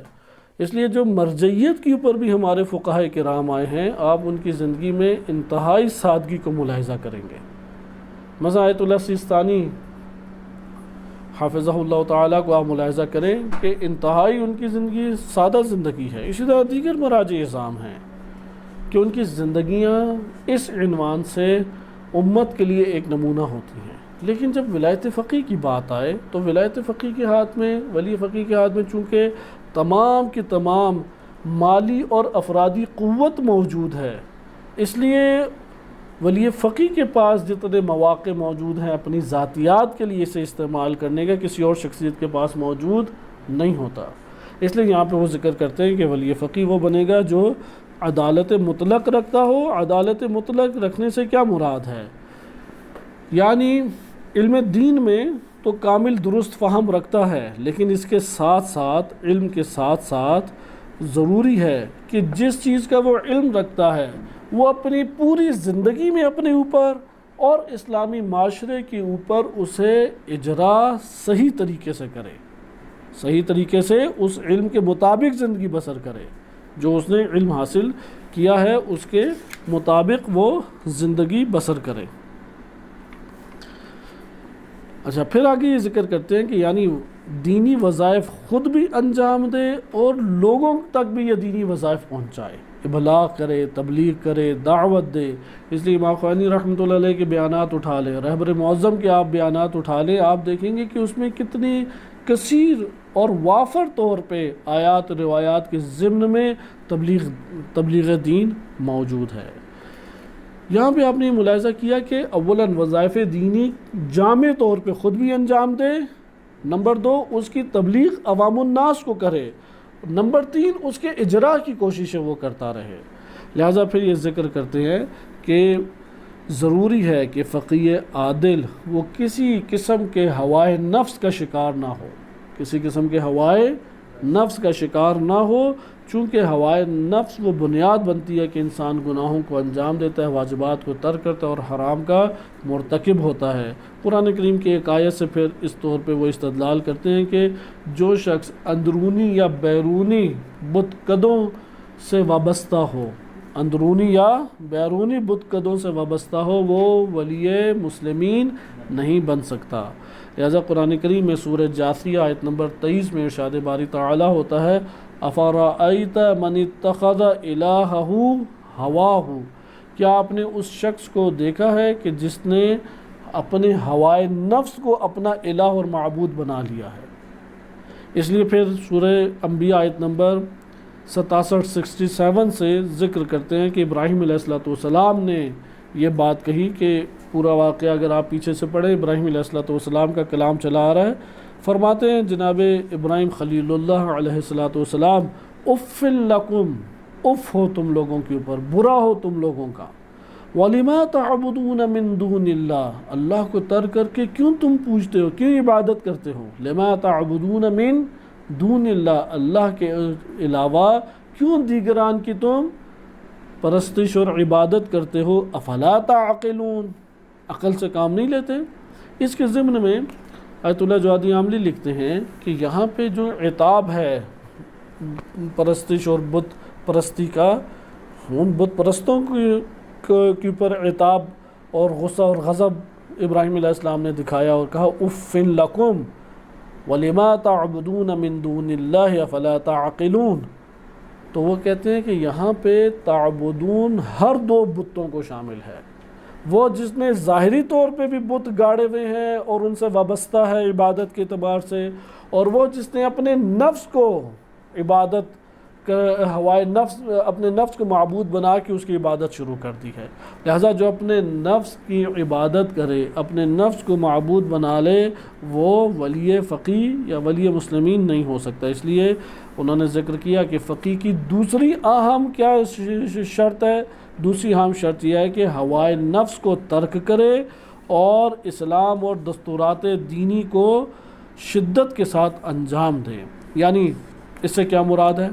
مراد یہ ہے کہ اگر فقی فتویٰ کے باب میں فتویٰ دے تو پہلے خود اس کے اوپر عمل کرے، اگر قضاوت کے باب سے حکم جاری کرے تو پہلے خود اس حکم کو قبول کرتا ہو، دل کی گہرائی سے قبول کرتا ہو کہ یہ موقع آ جائے تو قضاوت میں اسی حکم کو اپنے لیے قرار دے گا، اور اگر حکم ولائی و حکومتی ہو تو اس کو جب صادر کرے تو سب سے پہلے خود اس کے اوپر عمل کرے۔ جیسے آپ نے رہبر معظم کے روش میں اس امر کو بہت آپ نے ملاحظہ کیا ہوگا کہ حتیٰ جب یہ کرونا آیا اور کرونا کے حوالے سے انہوں نے احتیاطی تدابیر بیان کی اور ماسک کا کہا، آپ نے ان کی کوئی تقریر ماسک کے بغیر نہیں دیکھی ہوگی، یا تو وہاں پہ کوئی بندہ موجود نہیں ہے یا ماسک کے ہمراہ ہے۔ لہذا جب وہ ایک حکم ولائی اور حکم حکومتی جاری کر رہے ہیں اور خود اس کے پر عمل نہ کریں، کہتے ہیں کہ یہ عدالت مطلق کے خلاف ہے۔ خود پہلے یعنی فقی فتویٰ جو دے رہا ہے خود اسے حکم شرعی قرار دیتے ہوئے عمل پیرا ہو۔ نمبر 2، اگر کوئی قاضی قضاوت کر رہا ہے اس حکم کو اپنے لیے بھی قبول کرے۔ نمبر 3، اگر حکم ولائی یا حکم حکومتی ہے ولی فقی کے عنوان سے تو خود وہ اس کو عمل کرے، خود نہ توڑے۔ یہ عدالت مطلق کے خلاف ہے۔ نہیں، جہاد وہ بھی جہاد ہمیشہ طول میں ہوتا ہے۔ جہاد صرف اور صرف ایک جبہے کے اوپر نہیں ہوتا کہ جہاں پہ دشمن اور وہ آپس میں لڑ رہے ہیں۔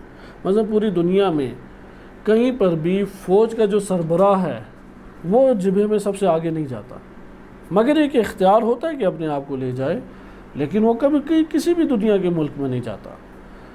اچھا، اسی طریقے سے اب امیر المومنین علیہ السلام، جیسا کہ ہم اس سیاست امام علی علیہ السلام کے درس میں بات پڑھ چکے ہیں کہ ان کو بھی ان کے آس پاس افراد نہیں جانے دیتے تھے، اور انہوں نے نگہبان مقرر کیے ہوئے تھے، اور انہوں نے بھی ان سے عہد و پیمان باندھا تھا جب تک یہ غافل نہیں ہوں گے میں نہیں جاؤں گا۔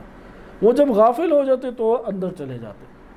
لہذا یہ ایک تدبیر کے اعتبار سے پھر الگ ہے۔ اس میں اگر وہ داخل، مثلا اس ٹائم پوری دنیا میں سب سے زیادہ خطرہ کن شخصیات کو ہے؟ صرف 2 شخصیات ہیں جو سر فہرست ہیں، سر فہرست، کسی بھی نہ جنرل نہ کرنل نہ سردار نہ کسی اور منصب کا بندہ، وہ رہبر معظم اور سید حسن نصر اللہ ہیں۔ ان دو کو خطرہ کس چیز کا ہے؟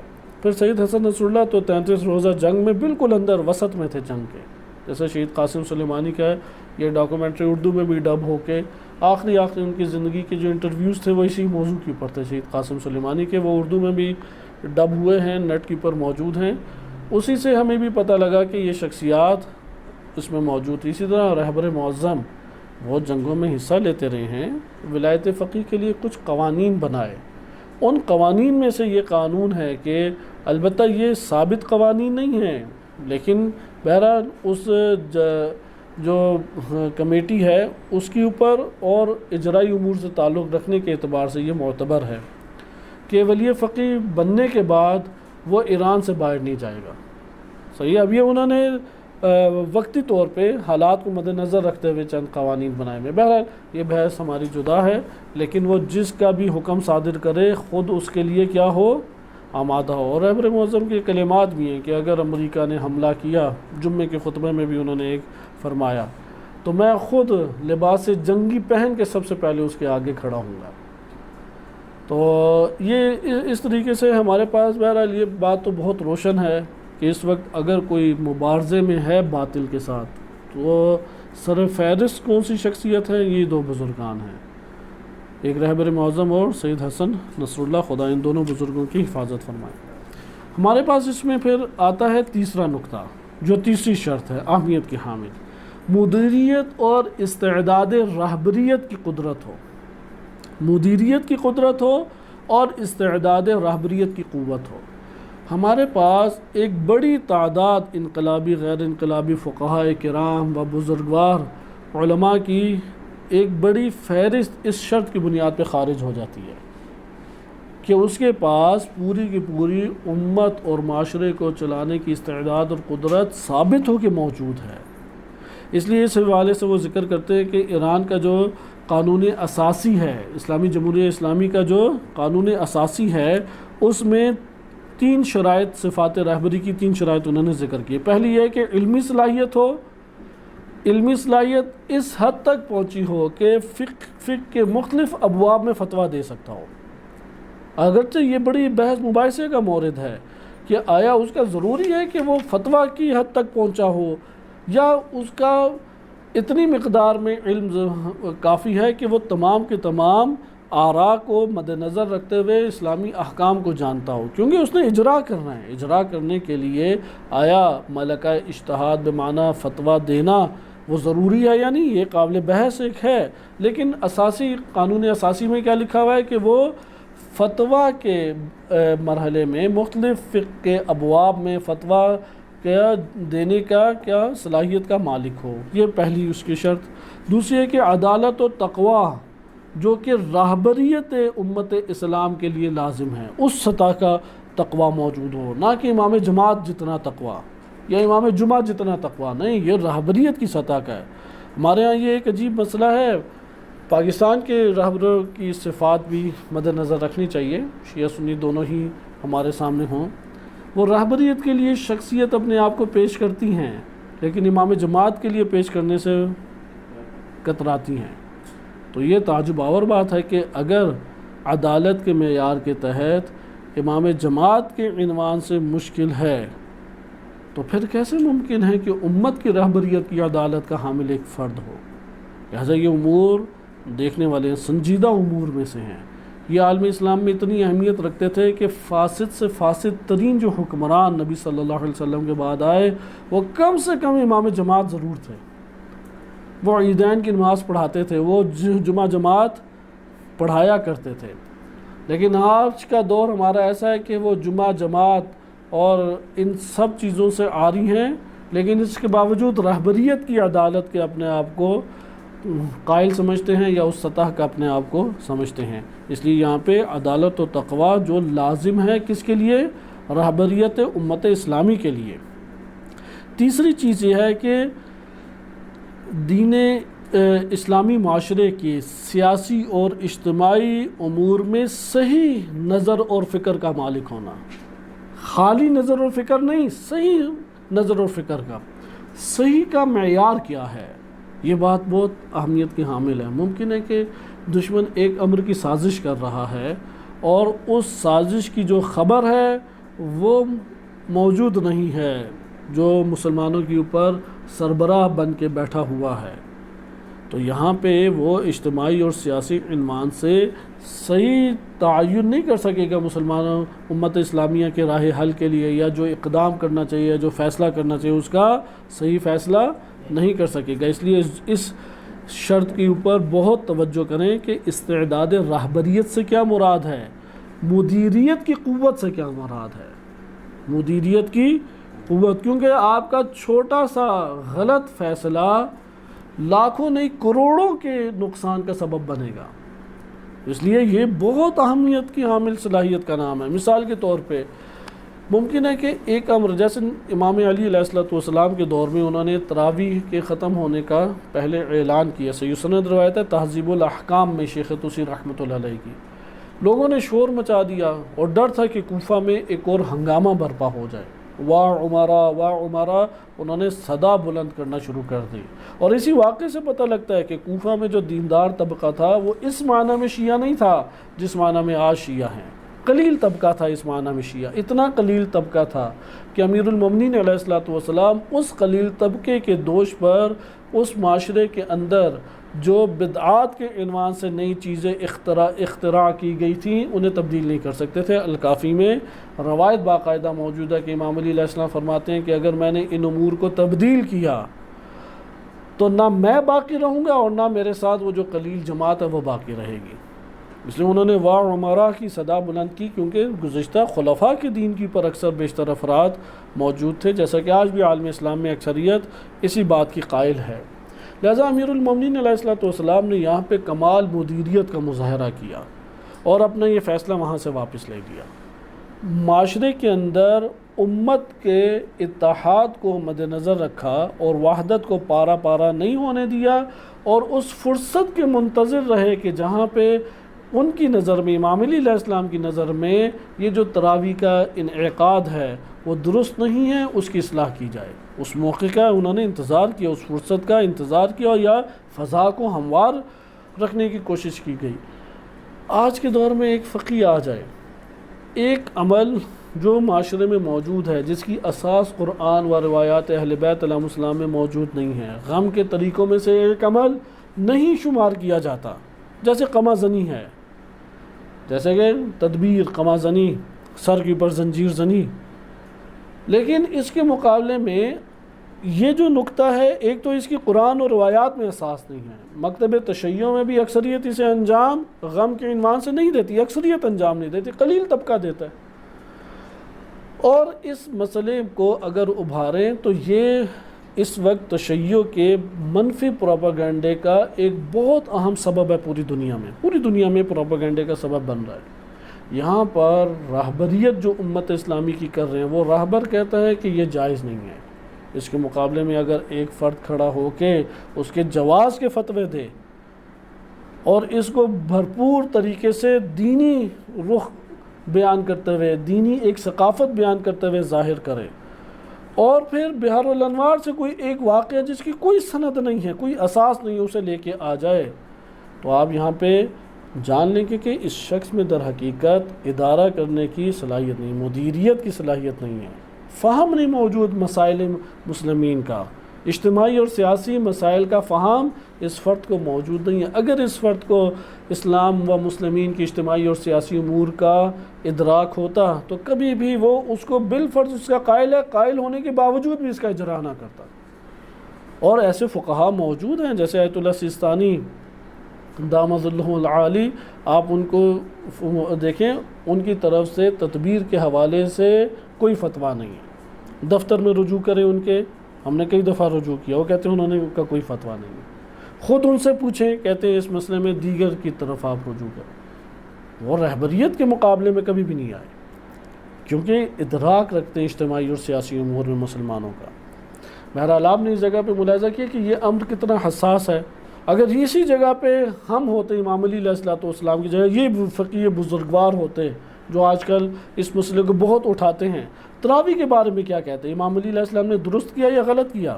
وہ جو فیصلہ واپس لے لیا، ان کی منطق کے مطابق تو غلط کیا کہ آپ حکومت میں ہیں، آپ حاکم ہیں، آپ تو قدرت رکھتے ہیں، آپ کے اتنے بندے ہیں، مالک اشتر بھی موجود ہیں، حسنین علیہ السلام بھی موجود ہیں، اور دیگر بڑی بڑی جو شخصیات ہیں، عمار جیسی، وہ سب موجود ہیں، آپ اس بدعت کو قرار دیتے ہوئے اسے نہیں ختم کر رہے۔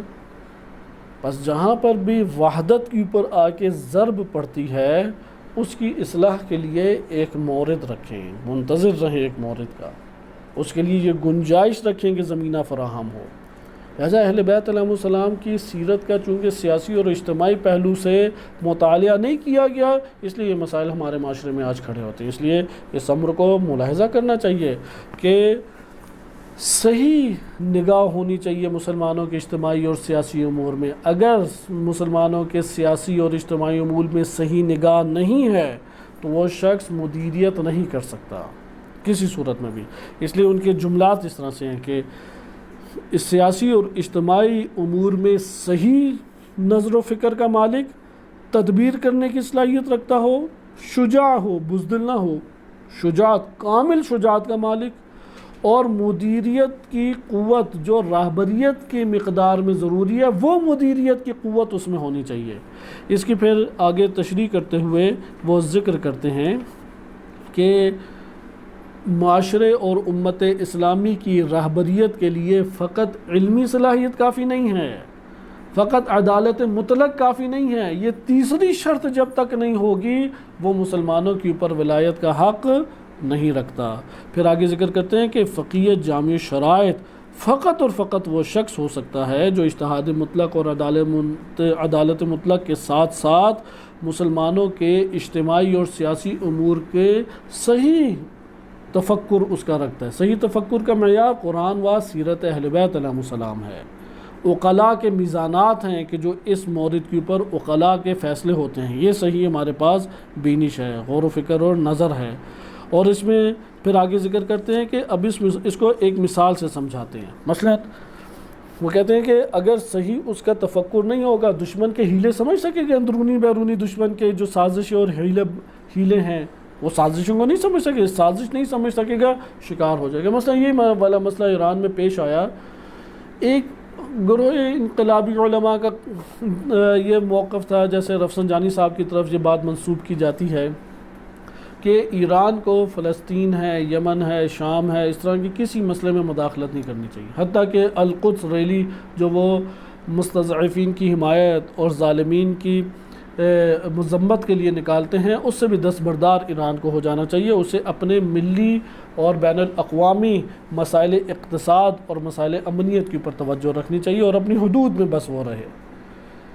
ایک تفکر یہ تھا، دوسرا تفکر رہبر معظم کا تھا، نہیں یہ جو سازشیں ہیں در حقیقت یہ عالم اسلام اور عالم اسلام میں بالخصوص اسلامی جمہوری حکومت، اسلامی حکومت کے خلاف ہیں، ولایت فقیہ کے خلاف ہیں۔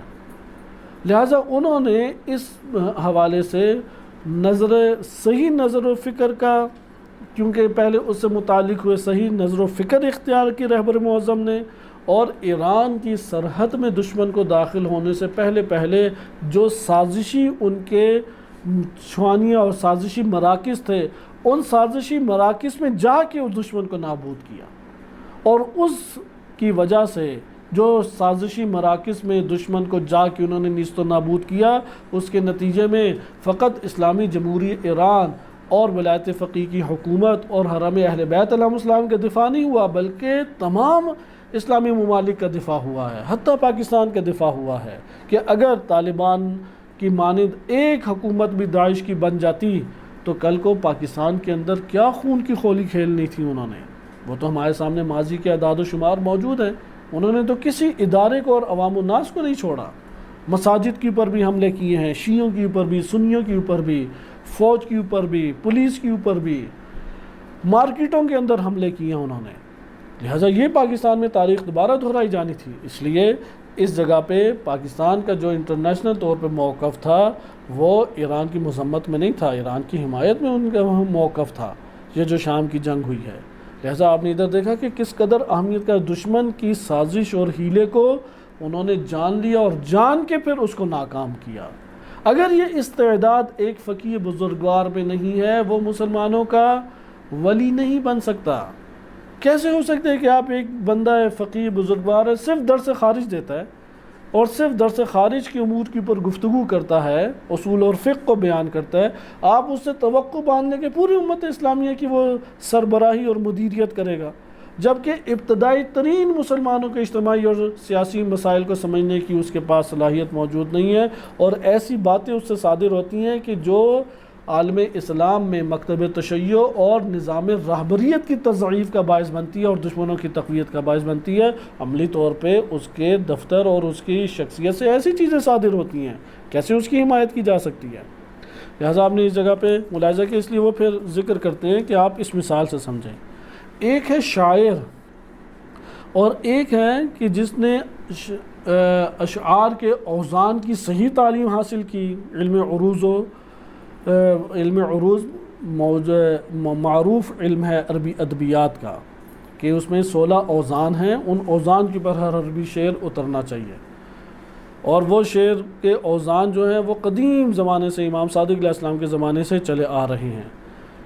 یہاں پہ بیان فرماتے ہیں شعر کہنے کی صلاحیت جدا ہے اور قواعد کا علم حاصل کر کے شعر کو پرکھنے کی علم ہونا جدا چیز ہے۔ یہاں پہ آپ علم پہ اکتفا کریں گے شاعری کے لیے، یا شاعری کی صلاحیت کا بھی آپ اعتراف کریں گے کہ وہ بھی ہونی چاہیے؟ مثلا علم عروض و قافیہ کافی افراد پڑھتے ہیں، لیکن یہ جو علم عروض ہے اس کے پڑھنے سے کیا وہ بندہ جو علم عروض کا ماہر ہے شعر کہہ سکتا ہے؟ شعر نہیں کہہ سکتا۔ اسی طرح یہ کہتے ہیں کہ علم اجتہاد مطلق کا علم ہونا یہ الگ چیز ہے، لیکن اس کے اندر صلاحیت مدیریت بھی ہونی چاہیے۔ یہ خداداد ایک صلاحیت کا نام ہے۔ اگر یہ صلاحیت موجود نہیں ہے وہ ولایت فقیہ کے عہدے کے اوپر فائز نہیں ہو سکتا، اور امام زمان علیہ السلام کی غیبت میں امت کی سربراہی کا حق نہیں رکھتا۔ خالی مدیریت کی صلاحیت بھی کافی نہیں ہے۔ بہت سارے ایسے افراد ہوتے ہیں، مثلا ایک بندہ ہے، اس نے ابتدائی جوانی سے ہی تنظیمی امور انجام دیے ہیں، اور اب ہو گیا 50 سال کا، کوئی بڑے پروگرام کرائے ہیں، بڑے ڈیلنگ کی ہیں اور بڑے تمام خطرات سے گزرا ہے۔ اب اس کے پاس مدیریت کی صلاحیت ہے لیکن علمی دنیا سے بیگانہ ہے۔ علمی دنیا سے اگر بیگانہ ہے تو یہ سربراہی کا حق نہیں رکھتا۔ قرآن کریم نے بھی یہ ذکر کیا جناب طالوت کے، جب انتخاب کی بات آئی تو جناب طالوت کے لیے کن 2 چیزوں کا ذکر کیا؟ اولاً علم اور پھر جسم کی بات کی گئی، یعنی لڑائی کرنے کے حرب اور فن سے وہ واقف ہے۔ اس لیے آیت اللہ جوادی عاملی نے اس تیسرے مرحلے میں 2 لفظ خصوصی استعمال کیے ہیں۔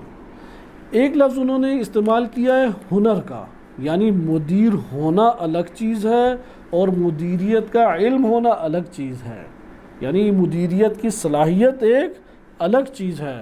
مثلا ہم سب کو پتہ ہے کہ عدل و انصاف سے حکومت چلنی چاہیے، یہ ہم سب کو پتہ ہے یا نہیں؟ یہ علم ہونا الگ چیز ہے، اور عدل و انصاف کو قائم کرنے کی صلاحیت کا ہونا الگ چیز ہے۔ ہم سب کو پتہ ہے کہ ایک ادارے میں، ایک اسکول میں پرنسپل ہونا چاہیے، مدیر ہونا چاہیے۔ ہمارا علم ہونے سے کیا وہ چل جائے گا، یا وہ جو مدیر کی کرسی کے اوپر بیٹھے وہ مدیریت دکھائے؟ بالفاظ دیگر آپ اس طرح کہہ سکتے ہیں کہ بہت سارے ایسے افراد ہیں ممکن ہے راہ باطل پر ہوں لیکن انہیں قائد بننا آتا ہے۔ یہ قائد بننا آتا ہے۔ جیسے کارل مارکس تھا، اب اس نے باطل نظریات پیش کیے لیکن اس کے اندر قیادت کی صلاحیت موجود تھی، اس نے دنیا کو ہلا کے رکھ دیا، انتہائی غربت میں زندگی بسر کی۔ جب اس کی شہرت ہوگی، کتابیں عام ہوئی، افکار پھیل گئے، ممالک نے خریدنے کے لیے ایڑی چوٹی کا زور لگایا، وہ نہیں خریدا گیا۔ وہی ایک چارپائی کے اوپر اس نے غربت اور فقر کی زندگی بسر کی، تڑپتے ہوئے اس دنیا سے رخصت ہو گیا، فقیروں کا حمایتی وہ ہمیشہ رہا۔ ادھر تنقید ہے کہ وہ علم اور عدالت سے عاری ہے، امت اسلامیہ کا سربراہ نہیں بن سکتا، لیکن رہبریت کی قوت اس میں موجود تھی۔ اسی طریقے سے بہت سارے ایسے جنگوں کے کمانڈرز ہوتے ہیں کہ اچھی مدیریت کے مالک ہیں لیکن راہ باطل کے اوپر انہوں نے مدیریت کو انجام دیا۔ ولی فقیہ کی جب بات آتی ہے تو یہ دونوں شرائط کے ہمراہ مدیریت کو دیکھا جاتا ہے۔ اس لیے انہوں نے ایک لفظ ذکر کیا ہنر۔ ہنر کا جو کلمہ ہے اگر آپ اسے عربی لغت میں دیکھیں، لیاقت کا ہونا، استعداد کا ہونا، علم اور فضل کے ہمراہ اسے اجرا کرنے کا بھی اس کے بعد سلیقہ ہونا۔ یہ والا مسئلہ پاکستان کے اندر آپ کو ابھی بھی مدارس اور جامعات میں نظر آ جاتا ہے۔ پیسہ کن کن لوگوں کے ہاتھ میں نہیں ہے؟ پیسہ موجود ہے، وسائل موجود ہیں، زمین موجود ہے، علاقوں تک رسائی موجود ہے، طلاب کو لا سکتے ہیں، مدیریت کی قوت موجود نہیں ہے۔ اس لیے اتنا پیسہ ہونے کے باوجود، کئی 100 مدارس ہونے کے باوجود مدارس خالی پڑے ہوئے ہیں، ایک بلڈنگ نہیں بنا سکتے۔ لیکن بعض ایسے افراد ہیں جن کے پاس مدیریت کی قوت موجود ہے، فکر و نظر کے ساتھ ساتھ، امانت اور دیانت کے ساتھ ساتھ مدیریت کی قوت بھی موجود ہے۔ اس لیے وہ سفر جو بعض مدارس 50 سال سے نہیں کر سکے، انہوں نے 10 سال میں وہ سفر طے کیا۔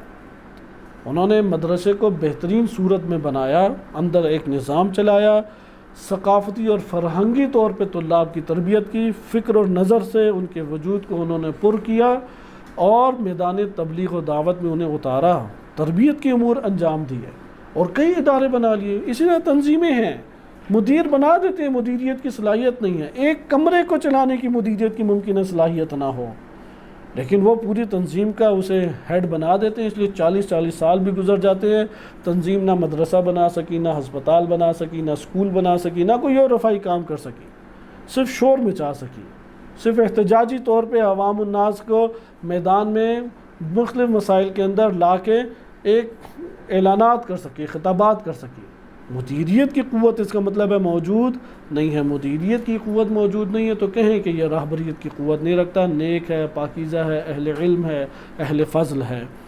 لہٰذا اس ٹاپک کو ادھر ہی ہم آگے ختم کرتے ہیں۔ امام خمینی رحمۃ اللہ علیہ کی انہوں نے پھر مثال دی ہے مدیریت کے حوالے سے، اس لیے خود ذاتی بھی ہمارے مدارس کے اندر تجربے ہیں۔ ایک مدرسے پنجاب کا ایک مدرسہ ادھر جانے کا اتفاق ہوا۔ اب مدیر کے مدرسہ پرانا تھا، ہمارے بعض بزرگان نے بنایا، گرمیوں کے دن تھے، کیمپ بھی لگے ہوئے تھے، تو بجلی نہیں ہے کہیں، تو کیمپ میں افراد ہیں، ان سے انہوں نے کوئی خطاب نہیں کرنا، کیمپ کو چند لڑکے چلا رہے ہیں۔ ہم بطور مہمان تھے، ان کے کمرے میں آئے، کمرہ ماشاءاللہ کافی بڑا تھا، ایک طرف چارپائی وغیرہ بھی تھے، 2-3 جنریٹر اس کے اے سی کو چلانے کے لیے 24 گھنٹے اویلیبل اور موجود تھے، بہترین کھانے موجود تھے، اور ان کی گفتگو کا انداز بھی جب فرینکنیس کی صورت تھی تو موجود ان کے مدیریت کا انداز یہ تھا، کرسی پیچھے کی بڑی خوبصورت، آگے ٹیبل تھی، لیکن ٹیبل کے اوپر 2 ٹانگیں ان کی سامنے تھیں، اور گپ شپ لگائی، اور رات کو ٹھہرایا بھی وہاں پر ہی، مہمانوں کو ادھر ٹھہراتے تھے کہ باہر گرمی شدید ہے۔ یہ بھی ایک مدیریت ہے۔ ایک مدیریت مدرسے کی الگ ہے کہ وہاں پہ جو مدیر ہے وہ خود بھی پنکھا استعمال کرتا ہے، بجلی کا ایک کہ فالتو لائٹ کیوں چل رہی ہے، یا جہاں لائٹ جلنی چاہیے اس کو بھی دیکھتے ادھر لائٹ کیوں نہیں جل رہی۔ استاد جو ہے وہ آ رہا ہے، یعنی اگر مدرس کے عنوان سے تو تدریس کرے، مبلغ کے عنوان سے تو مبلغ ہے تو تبلیغ کرے، محقق کے عنوان سے تو تحقیق کرے۔ اب وہ نہ مدرس تدریس کرے، مبلغ تبلیغ کرے، محقق تحقیق کرے، یہاں پہ وہ اس کے ساتھ تھوڑا ٹیڑھا ہو جاتا ہے مدیر۔ ٹیڑھا نہ ہو تو کہتے ہیں بہت اچھا، ٹیڑھا ہو جائے تو اب برائیاں شروع کر دے، لیکن اسے کوئی برائیوں کی پرواہ نہیں ہے، وہ اندر نظم کو برقرار رکھنا چاہتا ہے۔ یہاں پہ ایک نو، یعنی اس کی اپنی زندگی اسی مینجمنٹ میں ساری گزرتی ہے۔ کیا دونوں کا مقایسہ آپس میں ہو سکتا ہے؟ چونکہ عوام اس صفت کو کوئی اہمیت اور حیثیت نہیں دیتی، اور کہتی ہے جس کے ہاتھ میں مال وہ مدیر ہے۔ اسلام کہتا ہے جس کے اندر ادارے کی قوت ہے وہ مدیر ہے، نہ کہ جس کے ہاتھ میں مال وہ مدیر ہے۔ امام خمینی رحمۃ اللہ علیہ کا ایک واقعہ انہوں نے ذکر کیا کہ بہمن میں کے مہینے میں امام خمینی کو خوفزدہ کرنے کے لیے اور ان کی تحریک کو توڑنے کے لیے شدت کے ساتھ خوف و ہراس پھیلایا گیا۔ امام خمینی رحمۃ اللہ علیہ نے دشمن کے خوف و ہراس کو توڑنے کے لیے کمال شجاعت کا مظاہرہ کیا، اور دشمن کے خلاف پیغام بھی دیا، اور اپنے در و دیوار اور کھڑکیاں اور دروازے کھول دیے کہ جس نے آنا آ جائے۔ یہ جو کمال شجاعت کا مظاہرہ کہ ہر طرف کرفیو لگا ہوا ہے، بندوں کو مارا جا رہا ہے، روحانیوں کی تذلیل کی جا رہی ہے، زندانوں کو بھرا جا رہا ہے، امام خمینی رحمۃ اللہ علیہ فرماتے ہیں یہ دروازے کھول دو، آنے دو جس نے آنا ہے، اور دشمن کے خلاف برملا طور پہ نڈر ہو کے جرت کے ساتھ پیغام دینا۔ یہاں سے آیت اللہ جوادی عاملی حافظہ اللہ تعالیٰ اپنا ایک واقعہ ذکر کرتے ہیں، اور اس کے اوپر یہ ٹاپک ہمارا ختم ہو جاتا ہے، شرائط فقیہ۔ اس کے بعد اگلا ٹاپک ہمارا ہوگا ولایت فقیہ، علم کلام کی بحث ہے یا علم فقہ کی، یا دونوں کی، لیکن اس واقعے کو ضرور آپ ملاحظہ کریں۔ کہتے ہیں کہ فکر خمینی اور دیگر فقہا کی فکر میں ایک فرق تھا، اس فکر کو آپ ملاحظہ کریں۔ فرماتے ہیں آیت اللہ جوادی عاملی اسی کتاب میں، جو میرے پاس کتاب ہے، صفحہ نمبر 140 کا آخری یہ پیراگراف ہے، کہ جو یہ منحوس اور فاسد پہلوی نظام تھا اور تشیع کا قتل عام جو کر رہے تھے، علماء و روحانیوں کو پکڑ پکڑ کے زندانوں میں ڈال رہے تھے اور یا اعدام پھانسی لگا رہے تھے، کہتے ہیں اس کے ظلم و جبر ہر جگہ پھیلا ہوا تھا، ایک سنسناٹا خوف پورے کے پورے ملک میں پھیلا ہوا تھا۔ یہاں پہ کہتے ہیں ہمارے ایک استاد فقیہ بزرگوار تھے کہ میری نظر میں شاید ہی ان سے کوئی عالم ہو، اگر ان سے اوپر کوئی نہیں ہے تو کم سے کم وہ تمام بڑی شخصیات کے برابر علم رکھتے تھے، اگر آپ انہیں سب سے اوپر نہ بھی مانیں، جتنی بڑی شخصیات موجود تھی جہان تشیع میں ان کے برابر علم رکھتے تھے، اور کہتے ہیں میں ان کے فقہ اور اصول سے اور ان کی علمیت سے بہت متاثر تھا۔ یہاں پہ میں ان کی بارگاہ میں بھی گیا، امام خمینی کے پاس بھی گیا۔ ان حالات میں ہمیں کیا کرنا چاہیے؟ یہ جو سنسناٹا خوف ہے، بندوں کو پکڑا جا رہا ہے، زندانوں میں ڈالا جا رہا ہے، گرفتاریاں ہیں، اور بدترین تشدد کیا جا رہا ہے، اور ان کی پشت بنائی پہ عالمی استعمار ممالک کی قوتیں موجود ہیں۔ امام خمینی رحمۃ اللہ علیہ کا تفکر ان حالات میں یہ تھا کہ جب گلی میں نکلنا مشکل، جب صدا بلند کرنا سخت ہے، پیغام دینا اتنا بڑا جرم ہے کہ پھانسی ہو جائے گی، کرفیو پورے ملک میں لگا ہوا ہے، امام خمینی کا یہ پیغام تھا کہ اگر دین خطرے میں ہے تو تقیہ حرام ہے، اگر دین خطرے میں ہے تو تقیہ حرام ہے۔ تقیہ تو ہوتا ہی وہاں پہ ہے کہ جہاں جان، مال اور عزت کا خطرہ ہو۔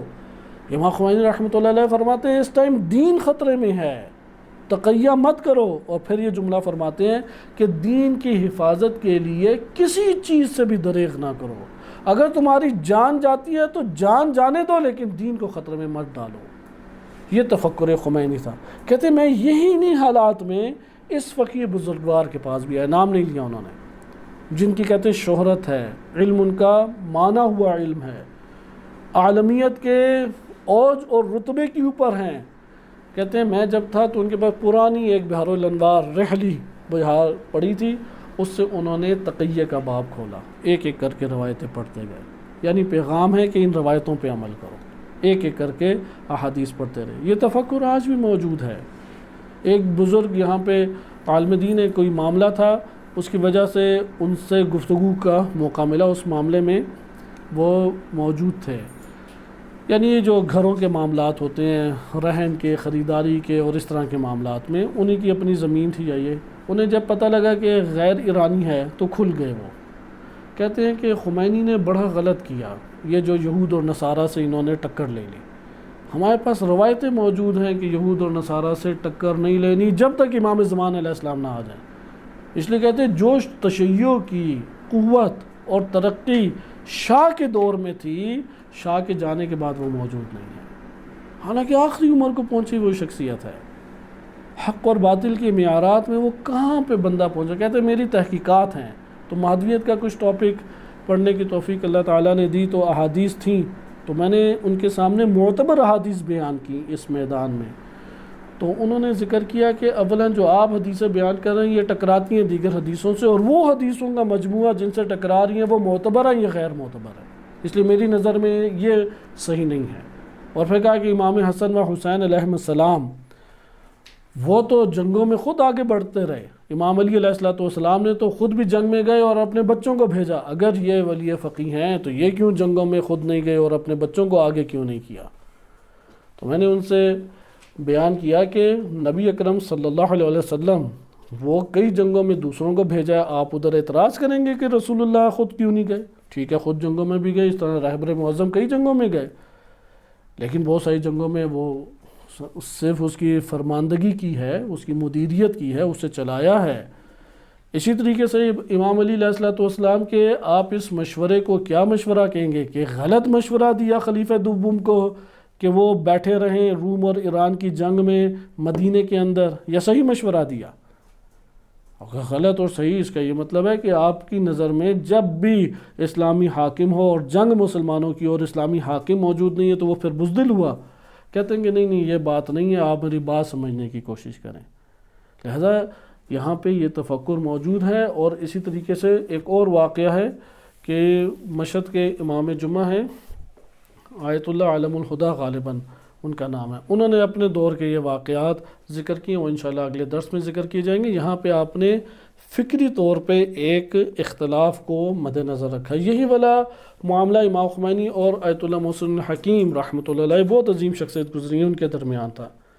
آیت اللہ محسن الحکیم کو صدام نے کے دور میں، یا وہ جو اس دور کا نظام تھا، حکومت نے پہلے ایک قسم کا شہر بدل رکھا، پھر واپس آنے کی اجازت دی، ان کا بہت بڑا استقبال ہوا۔ امام خمینی ادھر موجود تھے اور یہ واقعہ کتب میں موجود ہے۔ انہوں نے امام خمینی رحمۃ اللہ علیہ نے ان کے خدمت میں کہا کہ آپ امت کی رہبریت کو سنبھالیں، انہیں ادارہ کریں، اور بہترین وقت ہے کہ عراق کے اندر امام زمان علیہ السلام کی نیابت میں ایک حکومت قائم ہو جائے۔ انہوں نے بہت تفکر کیا اور امام خمینی مسلسل اصرار کرتے رہے۔ انہوں نے کہا کون میرا ساتھ دے گا ان میں سے؟ کہا کہ میں آپ کا ساتھ دوں گا، میں آپ کو یقین دلاتا ہوں کہ اللہ تعالیٰ آپ کو غلبہ عطا کرے گا۔ کہا کہ ایک گولی چلنی ہے سارا ہجوم بھاگ جائے گا۔ پھر انہوں نے کہا بہت سارے بندے مارے جائیں گے اس میں، تو انہوں نے کہا وہ تو ہوگا، نتیجہ تو یہی نکلے گا، شہادتیں ہوں گی۔ امام خمینی نے کہا کہ لیکن آپ استقامت کا مظاہرہ کریں تو آپ کو اللہ تعالیٰ غلبہ عطا فرمائے گا۔ آپ امت کی راہبریت کے عنوان سے نیابت امام زمان علیہ السلام میں اس عہدے کو سنبھال سکتے ہیں۔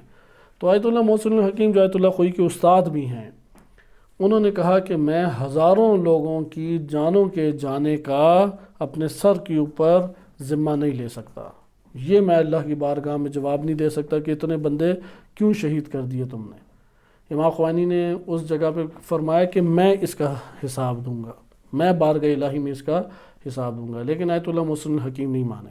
البتہ ان کی یہ خوبی ہے، یہ ان کی پاکیزگی ہے کہ انہوں نے اپنے آپ کو جس رتبے کے نہیں ہیں اس کا دعویٰ بھی نہیں کیا۔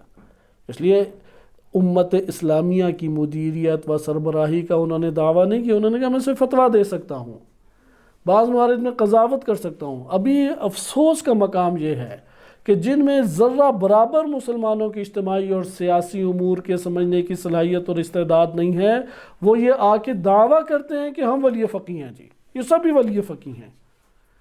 زیادہ مشکل یہاں پہ آیت اللہ محسن الحکیم بہت عظیم شخصیت کہ وہ پہچان گئے کہ میں نہیں یہ ادارہ کر سکتا، تو انہوں نے واضح طور پہ انکار کیا۔